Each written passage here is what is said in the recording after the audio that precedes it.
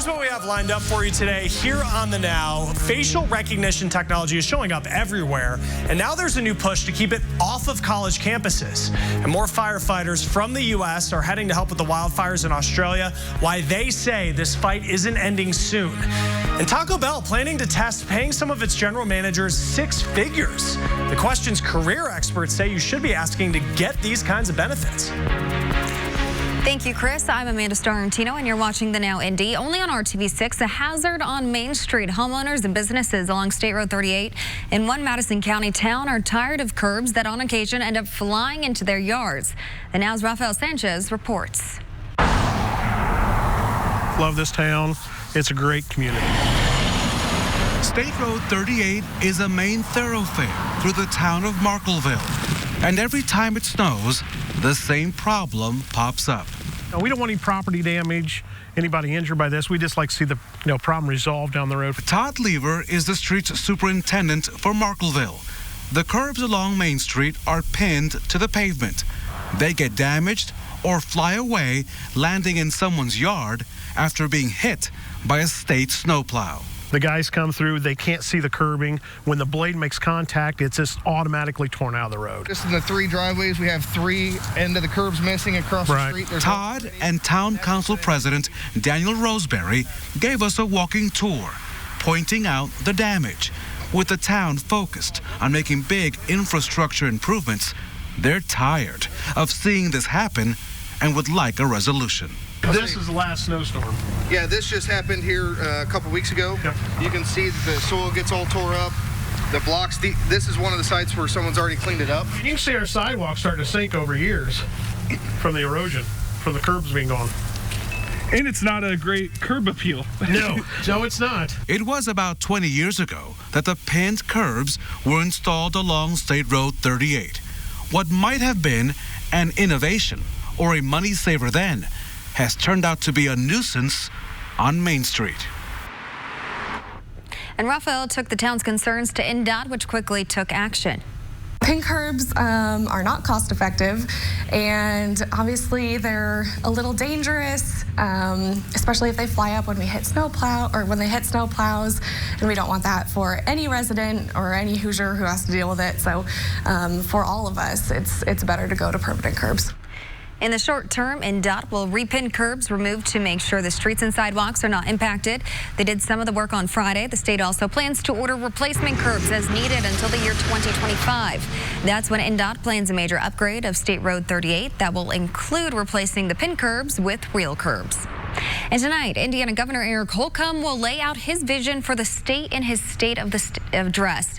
But earlier today, Indiana's African-American lawmakers detailed several of the issues they're working on that they say will benefit all Hoosiers. The Indiana Black Legislative Caucus talked about 4 main priorities for the current session.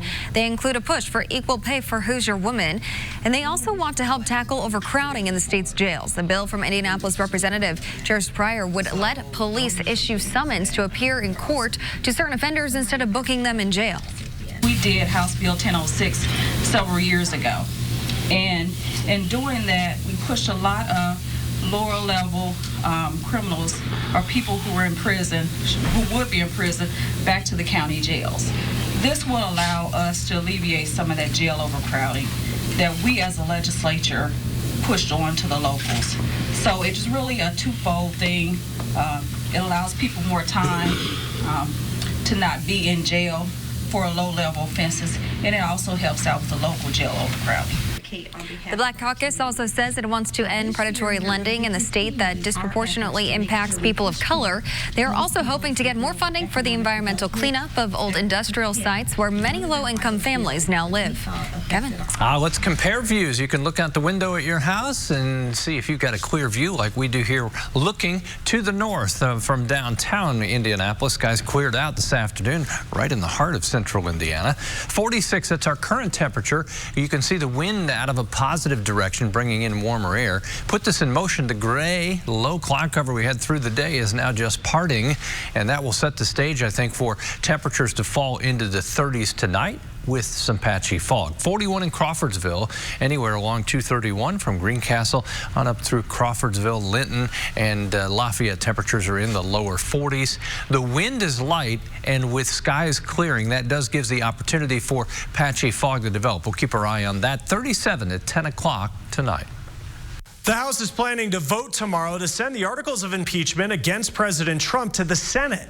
House Speaker Nancy Pelosi will name the impeachment managers tomorrow as well. Those are the lawmakers who will present the House's case during the Senate trial. Senate Majority Leader Mitch McConnell says he expects the trial will begin next Tuesday.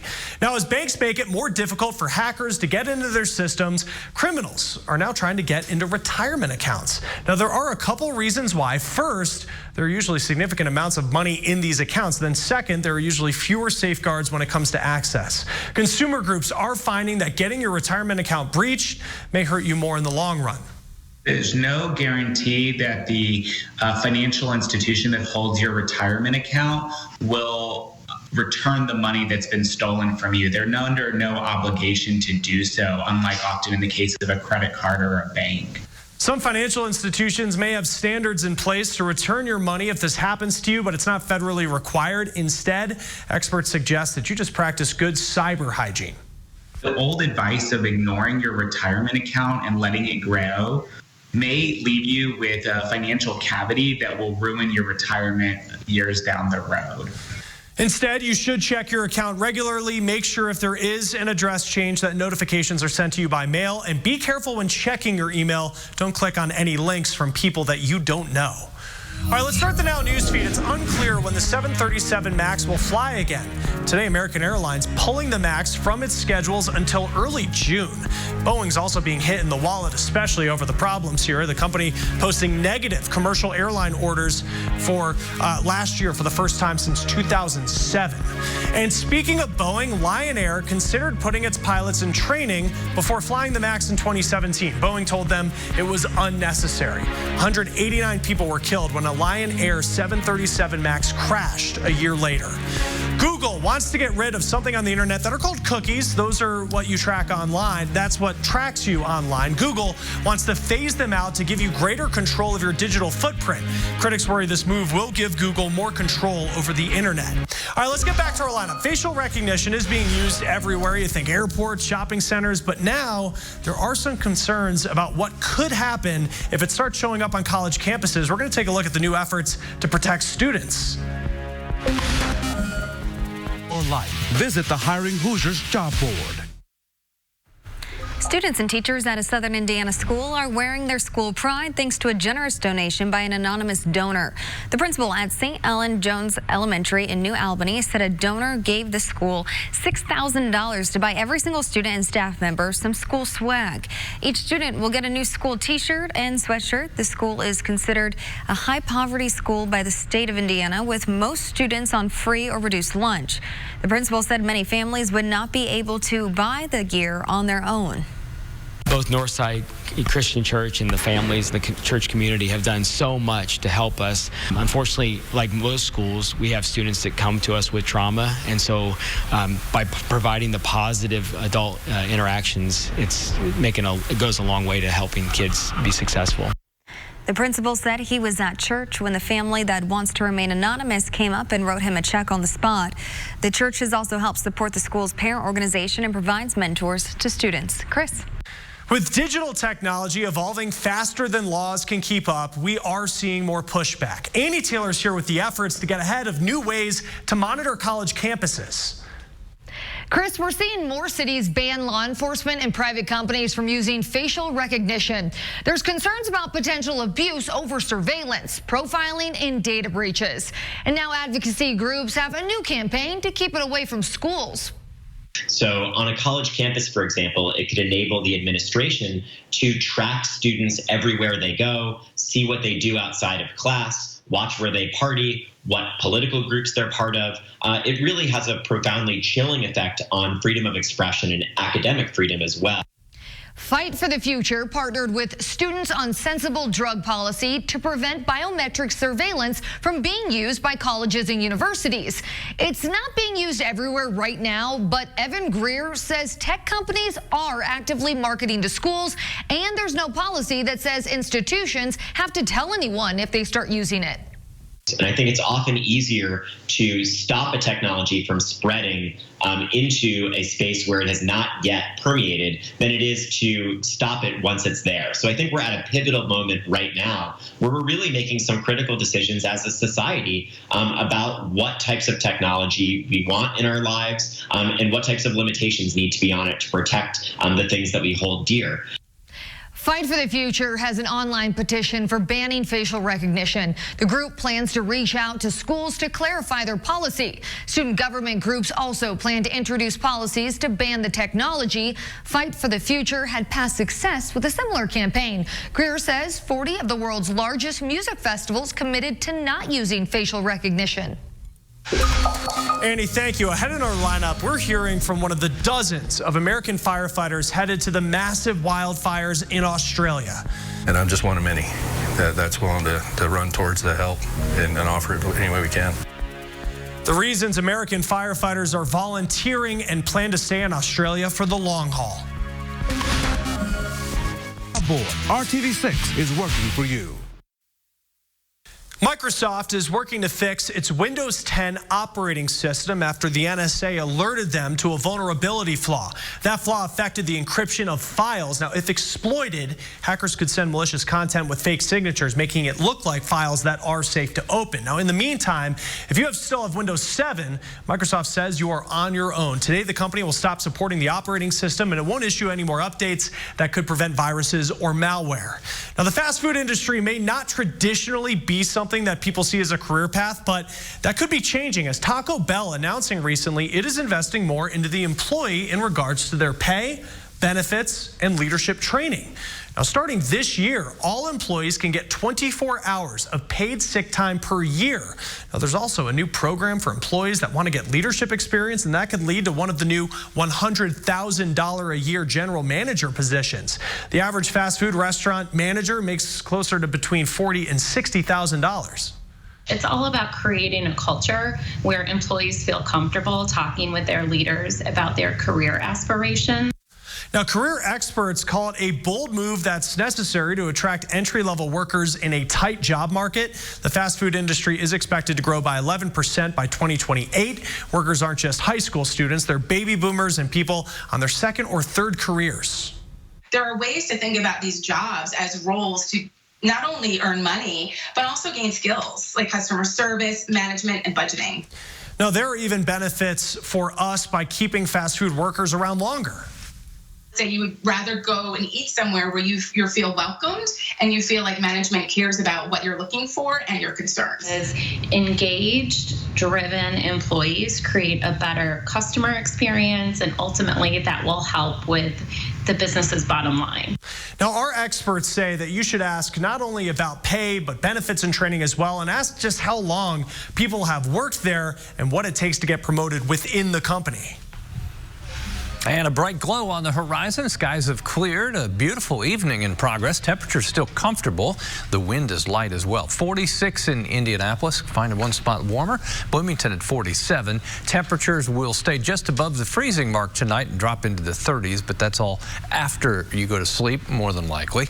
We'll be at 37 at 11 o'clock tonight. One result of the sky clearing and the ground being so moist, I do think we'll see some patchy fog. Shouldn't be too much of a hindrance in the morning, but we'll keep our eye on that.